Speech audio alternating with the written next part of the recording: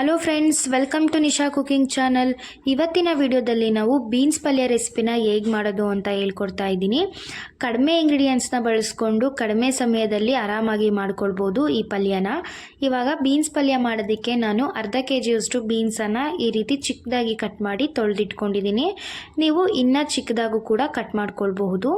Next ಒಂದು ಕುಕ್ಕರ್ಗೆ ಇವಾಗ ತೊಳೆದಿಟ್ಕೊಂಡಿರುವಂತಹ ಬೀನ್ಸನ್ನು ಹಾಕಿಬಿಟ್ಟು ನಂತರ ರುಚಿಗೆ ತಕ್ಕಷ್ಟು ಉಪ್ಪನ್ನು ಸೇರಿಸ್ಕೊಳ್ಳಿ. ನಾನಿಲ್ಲಿ 1 ಸ್ಪೂನ್ ಅಷ್ಟು ಉಪ್ಪನ್ನು ಹಾಕೊಳ್ತಾ ಇದ್ದೀನಿ. ನೆಕ್ಸ್ಟ್ ಇದಕ್ಕೆ ಬೀನ್ಸ್ ಮುಳುಗುವಷ್ಟು ನೀರನ್ನು ಸೇರಿಸ್ಕೊಳ್ಳಿ. ಅಂದರೆ 2 ಕಪ್ ನೀರನ್ನು ಹಾಕ್ತಾ ಇದ್ದೀನಿ ನಾನು. ನೆಕ್ಸ್ಟು ಕುಕ್ಕರ್ ಲಿಡ್ನ ಕ್ಲೋಸ್ ಮಾಡಿ 2 ವಿಷಲ್ ತೊಗೊಳ್ಳೋಣ. ಜಾಸ್ತಿ ವಿಷಲ್ ಹಾಕಿಸ್ಬೇಡಿ, ಬೀನ್ಸು ಕಲಸೋಗ್ಬಿಡತ್ತೆ, ಅದಕ್ಕೋಸ್ಕರ. ನೆಕ್ಸ್ಟ್ ನೋಡಿಲಿ 2 ವಿಷಲ್ ಆಗಿದೆ.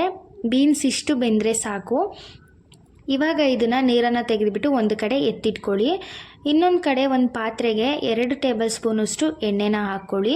ಎಣ್ಣೆ ಬಿಸಿ ಆಗ್ತಿದ್ದಾಗೇ ನಾನಿಲ್ಲಿ 1/4 ಟೀ ಸ್ಪೂನಷ್ಟು ಸಾಸಿವೆನ ಹಾಕ್ಕೊಳ್ತಾ ಇದ್ದೀನಿ. ಸಾಸಿವೆ ಹಾಕಿದ ನಂತರ ನಾನು 2 ಟೇಬಲ್ ಸ್ಪೂನಷ್ಟು ಕಡಲೆಬೇಳೆ, 1 ಟೇಬಲ್ ಸ್ಪೂನಷ್ಟು ಉದ್ದಿನಬೇಳೆನ ಹಾಕ್ತಾ ಇದ್ದೀನಿ. ಹಾಗೆಯೇ 2 ಹಸಿಮೆಣಸಿನ್ಕಾಯಿ, 2 ಒಣಮೆಣಸಿನ್ಕಾಯಿನ ಹಾಕಿ ಇದನ್ನು ಚೆನ್ನಾಗಿ ಫ್ರೈ ಮಾಡ್ಕೊಳ್ಳಿ. ಕಡಲೆಬೇಳೆ ಮತ್ತು ಉದ್ದಿನಬೇಳೆ ಹಾಕಿದ್ರೆ ಟೇಸ್ಟ್ ಒಂಥರ ಚೆನ್ನಾಗಿರುತ್ತೆ. ಮಧ್ಯೆ ತಿನ್ನುವಾಗ ಈ ಕಡಲೆಬೇಳೆ ಉದ್ದಿನಬೇಳೆ ಸಿಕ್ಕಿದ್ರೆ ಟೇಸ್ಟ್ ಚೆನ್ನಾಗಿ ಅನಿಸುತ್ತೆ. ನೆಕ್ಸ್ಟ್ ನೋಡಿ, ಇಷ್ಟು ಫ್ರೈ ಆದರೆ ಸಾಕು ಇದು. ಇವಾಗ ಫ್ರೈ ಆದಮೇಲೆ ಇದಕ್ಕೆ ನಾನು 2 ಮೀಡಿಯಮ್ ಸೈಜ್ ಈರುಳ್ಳಿನ ಚಿಕ್ಕದಾಗಿ ಕಟ್ ಮಾಡಿಕೊಂಡು ಸೇರಿಸ್ಕೊಳ್ತಾ ಇದ್ದೀನಿ. ನಂತರ 1 ಕಡ್ಡಿಯಷ್ಟು ಕರಿಬೇವಿನ ಎಲೆನ ಹಾಕ್ಕೊಳ್ತಾ ಇದ್ದೀನಿ. ಇವಾಗ ಈರುಳ್ಳಿ ಚೆನ್ನಾಗಿ ಫ್ರೈ ಆಗಬೇಕು. ಇದನ್ನು ಮೀಡಿಯಮ್ ಫ್ಲೇಮಲ್ಲೇ ಇಟ್ಬಿಟ್ಟು ಒಂದು 3 ನಿಮಿಷ ಈರುಳ್ಳಿನ ಫ್ರೈ ಮಾಡ್ಕೊಳ್ಳಿ.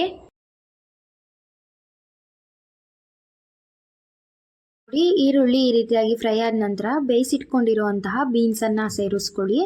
ಬೀನ್ಸನ್ನು ಸೇರಿಸ್ಕೊಂಡ್ಮೇಲೆ ನಾನು ಅರ್ಧ ಕಪ್ನಷ್ಟು ಹಸಿ ತೆಂಗಿನಕಾಯಿ ತುರಿನ ಹಾಕ್ಕೊಳ್ತಾ ಇದ್ದೀನಿ.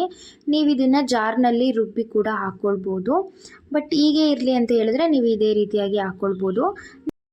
ಇವಾಗ ಇದನ್ನು ಮೀಡಿಯಮ್ ಫ್ಲೇಮ್ನಲ್ಲಿಟ್ಟು ಒಂದು 3 ನಿಮಿಷ ಚೆನ್ನಾಗಿ ಇದೇ ರೀತಿಯಾಗಿ ಮಿಕ್ಸ್ ಮಾಡ್ಕೊಳ್ಳಿ.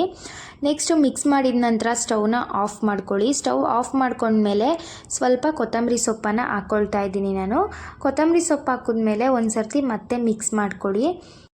ಇವಾಗ ಬೀನ್ಸ್ ಪಲ್ಯ ರೆಡಿಯಾಗಿದೆ.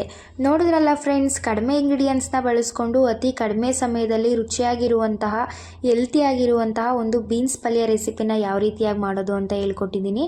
ಈ ರೆಸಿಪಿ ನಿಮಗೆ ಖಂಡಿತ ಇಷ್ಟ ಆಗಿರುತ್ತೆ ಅಂದ್ಕೊಂಡಿರ್ತೀನಿ. ಹಾಗಿದ್ರೆ ಈ ವಿಡಿಯೋನ ಲೈಕ್, ಕಮೆಂಟ್, ಶೇರ್ ಮಾಡಿ ಮರೆಯದೆ ನನ್ನ ಚಾನಲ್ನ ಸಬ್ಸ್ಕ್ರೈಬ್ ಮಾಡ್ಕೊಳ್ಳಿ.